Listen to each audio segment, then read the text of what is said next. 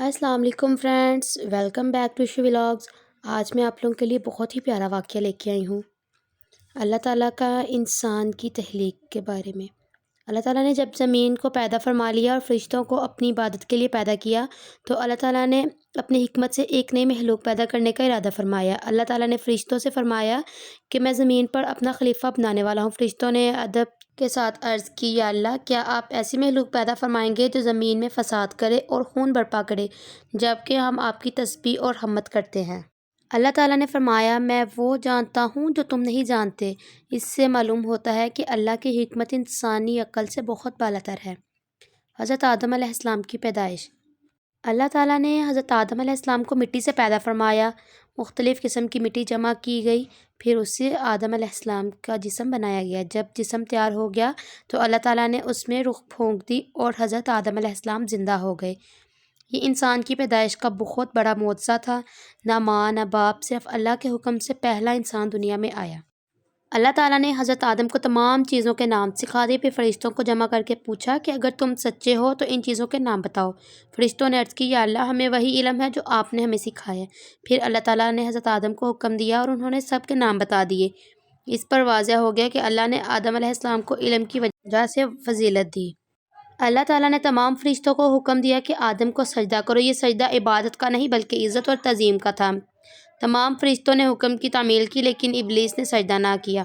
इब्लीस ने घमंड से कहा, मैं आग से पैदा हुआ हूँ और आदम मिट्टी से। इस तकब्बुर की वजह से इब्लीस अल्लाह की रहमत से महरूम हो गया और शैतान बन गया। हज़रत आदम अलैहिस्सलाम को जन्नत में रखा गया, लेकिन वो तन्हा थे। अल्लाह ताला ने उनकी पसली से हज़रत हवा को पैदा फरमाया ताकि वो सुकून और रहमत का ज़रिया बने।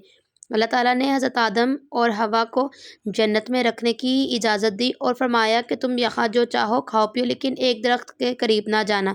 शैतान ने धोखा दिया और कहा कि अगर तुम इस दरख्त के फल खा लोगे तो हमेशा के लिए जन्नत में रह जाओगे। आदम अलैहिस्सलाम और हवा अलैहिस्सलाम से भूल हो गई और उन्होंने उस दरख्त से खा लिया। जब उनसे गलती हुई तो उन्होंने फ़ौरन अपनी गलती तस्लीम की और अल्लाह से माफ़ी मांगी।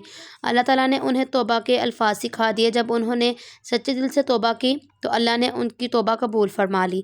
अल्लाह ताला ने आदम अलैहिस्सलाम और हव्वा अलैहिस्सलाम को ज़मीन पर भेज दिया और फरमाया कि यहाँ तुम्हारी औलाद रहेगी। अल्लाह ने यह भी वादा फरमाया कि जो लोग मेरे हिदायत पर चलेंगे उनके लिए कोई खौफ और कोई गम नहीं होगा। ज़मीन पर हज़रत आदम और हज़रत हव्वा से नस्ल चली। हज़रत आदम अलैहिस्सलाम पहले नबी भी थे और पहले इंसान भी। वो अपनी औलाद को अल्लाह की इबादत, सच्चाई और मेहनत का दर्स देते थे। हज़रत आदम अलैहिस्सलाम ने लंबी उम्र पाई।